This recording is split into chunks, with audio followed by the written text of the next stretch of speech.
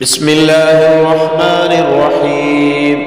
شب برات کی فضیلت۔ شب برات میں اعمال نامے تبدیل ہوتے ہیں، لہذا ممکن ہو تو 14 شعبان المعظم کو بھی روزہ رکھ لیا جائے تاکہ اعمال نامے کے آخری دن بھی روزہ ہو۔ 14 شعبان کو عصر کی نماز باجماعت پڑھ کر وہی نفلی اعتکاف کر لیا جائے اور نماز مغرب کے انتظار کی نیت سے مسجد ہی میں ٹھہرا جائے تاکہ اعمال نامہ تبدیل ہونے کے آخری لمحات میں مسجد کی حاضری، اعتکاف اور انتظار نماز وغیرہ کا ثواب لکھا جائے، بلکہ ذہن نصیب ساری ہی رات عبادت میں گزاری جائے۔